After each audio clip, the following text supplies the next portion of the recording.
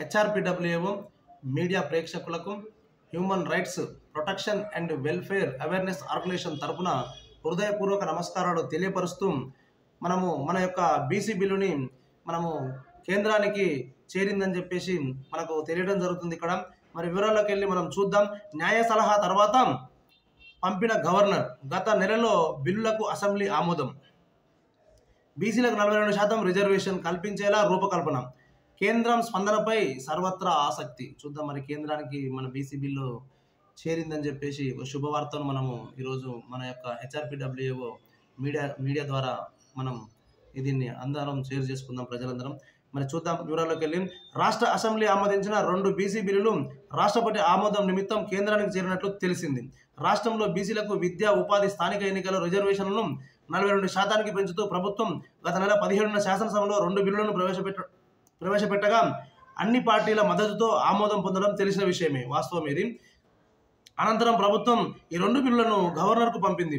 మొత్తం రిజర్వేషన్లు 50% దాటకూడదన్న సుప్రీంకోర్టు ఆదేశాలు ఉన్న నేపథ్యంలో సుప్రీంకోర్టు ఆదేశాలు ఏమున్నాయి, మొత్తం రిజర్వేషన్లు 50% దాటకూడదని ఆదేశాలు ఉన్న నేపథ్యంలో గవర్నర్ జిష్ణుదేవ్ వర్మ ఈ 2 బిల్లులపై న్యాయ నిపుణుల సలహా తీసుకున్నారు.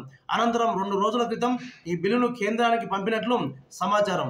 బీసీ బిల్లులకు కేంద్ర ఆమోదం కోసం రాష్ట్రంలోని అన్ని పక్షాలు ఉమ్మడిగా వెళ్లి ప్రధాని మోదీని కలుద్దామని అసెంబ్లీలో సీఎం రేవంత్ రెడ్డి పేర్కొన్న సంగతి కూడా తెలిసింది. కేంద్రం ఎలా స్పందిస్తుందన్న దానిపై ఆసక్తి. రాష్ట్రంలో బీసీ బిల్లుల నేపథ్యంలో బీసీలకు 42%, ఎస్సీలకు 15%, ఎస్టీలకు 10%, మొత్తం రిజర్వేషన్లు 67%కి చేరుతాయి. కానీ సుప్రీంకోర్టు నిర్దేశించిన 50% గరిష్ట రిజర్వేషన్ల పరిమితి దాటిపోతుంది. ఈ క్రమంలో బీసీ బిల్లుకు కేంద్రం ఆమోదం లభిస్తుందా లేదా అనేది ఆసక్తిగా మారింది. గతంలో బీఆర్ఎస్ ప్రభుత్వం బీసీల రిజర్వేషన్లను 37%కి పెంచుతూ ఆమోదించిన బిల్లును కేంద్రానికి పంపింది.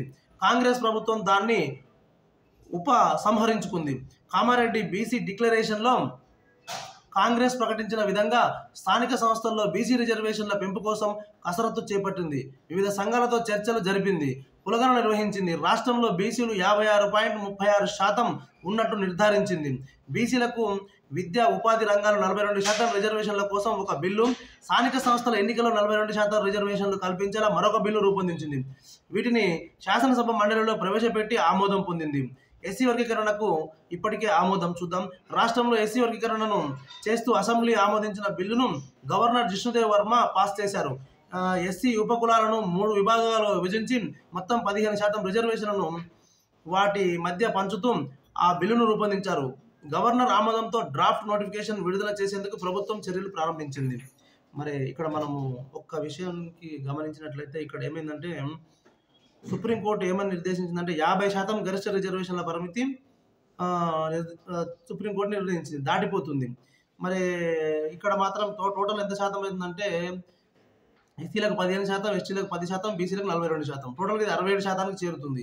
కానీ సుప్రీంకోర్టు నిర్దేశించిన ప్రకారం ఇది 50% గరిష్ట రిజర్వేషన్ల పరిమితి దాటిపోతుంది. మరి ఈ క్రమంలో బీసీ బిల్లు కేంద్ర ఆమోదం లభిస్తుందా లేదా మరి చూద్దాం. నిజంగా ఇది లభిస్తుంది అని చెప్పడానికి లేదు ఇప్పుడున్న పరిస్థితుల్లో. మరి కేంద్రం ఏం నిర్ణయించుకుంటుందో మరి చూద్దాం. ఎవరైనా సరే సుప్రీంకోర్టు యొక్క ఆదేశాలకు లోబడి ఉండాలి కనుక నేనైతే అనుకుంటున్నా ఇది ఆ విధంగా లేదు కనుక నిజంగా 42%కి అవకాశం ఇవ్వకపోవచ్చు అనిపిస్తుంది. మరి ఇక మనం కూడా ఎదురు చూద్దాం. మరి ఇస్తే బాగుంటుందని చెప్పి కూడా మనం అందరం అయితే పాజిటివ్ థింక్తో మనందరం ఎదురు చూద్దాం. ఇక త్వరలో మనకు ఇది కూడా తెలుస్తుంది. తెలిసిన ద్వారా మన ఛానల్ ద్వారా మనం ఆ విషయాన్ని కూడా మనము ప్రజలందరికీ తెలియపరుద్దాం. థ్యాంక్ యూ, ధన్యవాదాలు.